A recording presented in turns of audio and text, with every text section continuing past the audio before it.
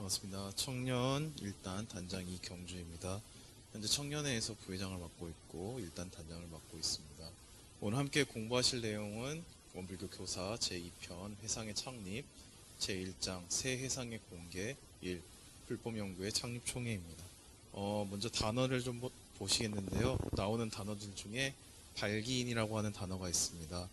앞장서서 어떤 일을 할 것을 주장하고 그 방안을 마련하는 사람 이라는 뜻을 가지고 있고요. 무산자라고 하는 단어가 나오는데 재산이 없는 사람 혹은 무산계급에 속한 사람 이런 뜻입니다.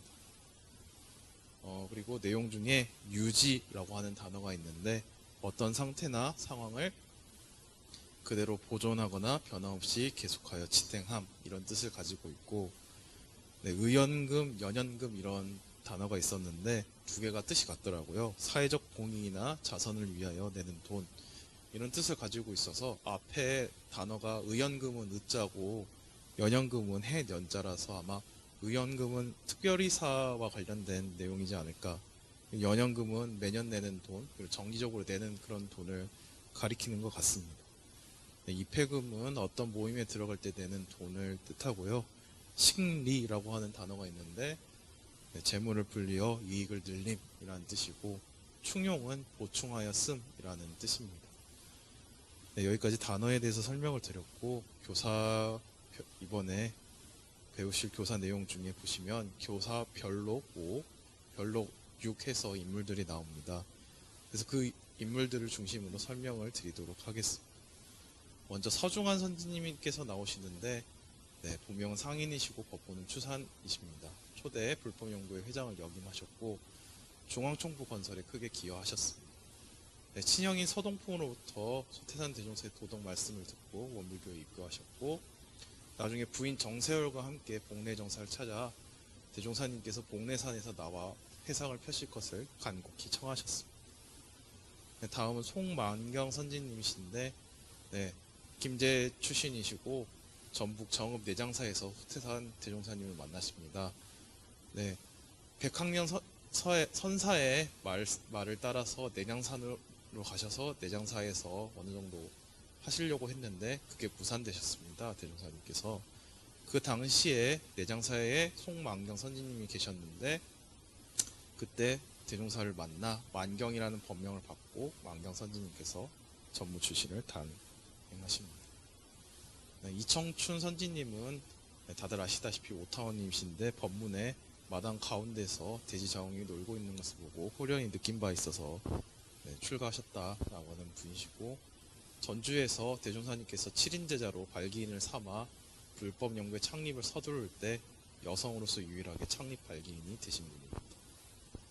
이춘풍 선지님은 정산종사의 외사촌 형님이시로 고모부대는 구산 송벽조 선지님의 인도로 변산 복례정사를 찾아서 대종사님의 제자가 되셨고요. 대종사님께서 변산에서 하산해서 불법연구회 창립총회를 연 뒤에 익산 본관이 건설된 이후 이춘풍 선지님께서는 사가를 내변산으로 옮기고 복례정사의 수호원의 책임을 맡으셨습니다.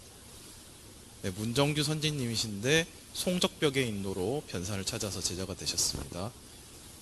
전주지방의 대표 한 사람으로 불법연구회 창립총회를 참석하셨고 익산총부 건설에 적극 동참하셨습니다. 법설 때면 박사시와 김남천과 더불어서 백발을 휘날며 춤을 추어 거풍을 돋우셨습니다. 전운관 선지님은 지난 마령에서 전산삼 선지님과 함께 지난 만덕산에서 처음 대종사님을 배웠고, 나중에 전주로 이사해서 전주 공립보통학교를 다니던 중에 두 번째로 대종사님을 뵙고 마음에 느낀 바가 있어서 학교를 중퇴한 후 전무 출신이 되어서 대종사님을 모시고 다녔습니다. 그리고 별록에 보시면 김기천 선지님, 김성성 선지님, 오창건 선지님이 나오는데, 이분들은 부인 제자분들 같은 경우에는 그동안 지난 작년 교사 시간에도 계속해서 나왔고 해서 그냥 넘어가도록 하겠습니다. 다음은 이동환 선지님이신데, 이분은 신흥마을, 묘랑면 신흥마을 출신인데 이재철 선지님의 인도로 영산에서 대종사님을 만나서 사언에 대한 법설을 듣고 출가 수행할 뜻을 세웠다고 합니다. 이후에 묘랑 신천리에 묘랑 수신조합을 설립하고 신흥마을에 경제적 자립을 세우게 하신 분입니다. 네, 다음에 또 구남수 선진님께서 나오는데 보청교에 다니셨다가 송적벽의 인도로 소태산 대종사의 문화에 입문하셨고, 대종사님께서 금산사에 가셨을 때 금산사에서 대종사님을 뵙고 감화되어서 극진히 대접해드리고 다음에 영산으로 찾아오셔서 제자가 되었다고 합니다. 이분은 선지님은 아니고 시대일보 정한조라고 하는 분이 나오는데, 이분은 일제강점기의 독립운동가시로 김제에서 출생하신 분입니다. 일이 청년회관 건축원의 모임에서 상무위원으로 선임되고 각종 독립운동에 투신하신 분이고, 나중에 제만, 동포, 옹호, 동포조합, 동맹에 참여하셨고요. 네, 45년 5월 19일에 독립을 보지 못한 채 사망하셨고, 나중에 93년에 건국부상이 추서된 분입니다. 네, 또 다음은 이제 박원석 선지님 같은 경우에는 익산 출신으로 김난천의 지도로 입문하셨고, 지금 익산 총구 그 기지를 소개했다고 하는 분입니다. 네, 그 다음에 이준경 선지님 같은 경우에는 백수 천정에서 출생하셨고 천정조합에서 활동하신 다음에 내장산에 가실 때 같이 가셨던 분이고, 여러가지 일을 하시다가 원기 22년에 가정 형편으로 휴무를 하셨었던 분입니다. 그 다음에 이일근, 임동학, 김두한이라고 하는 사람이 나오는데, 이일근 선지님 같은 경우에는 김제 출신으로 농업에 종사하던 중에 이 법이 무상대도임을 알고 참여하셨다고 합니다. 자진 입교하셨다고 합니다. 네, 임동학 선지는 불법연구회 창립총회 때 전주지역 참석자 가운데 한 사람으로 참석했다. 네, 그 다음에 김두한 선지님 같은 경우에는 불법연구회 창립총회에 참석한 김제지역 참석자 중에 한 사람, 이렇게밖에 나와 있지 않았습니다. 다음으로 이제 장소를 볼 건데, 보시면은 창립총회가 익산 보광사에서 열렸다고 되어 있습니다.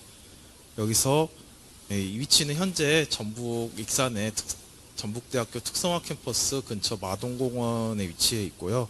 1920년 김성철 화상이 금산사 말사로 창립했습니다. 마지막으로 조금 간략하게 역사적 배경을 살펴보면은 1924년 무렵에는 총독부에서 이른바 문화통치라고 하는 것을 하고 있었습니다. 20년대 이전에 10년대 당시에는 무단통치라고 해서 집회라든지 신문 발행 등을 못하게 하는 그런 억압적인 통치를 하고 있었던 것에 반해 1919년 3.1운동 이후 20년대에는 그런 것들을 허용해주는 통치를 하고 있었습니다. 신문 발행을 허용했다고는 하지만 완전한 허용은 아니었고 약간의 검열 같은 건 있었습니다. 이러한 상황에서 시대일보가 발간되었는데요. 1924년 3월 31일 최남선에 의해서 창간되었습니다.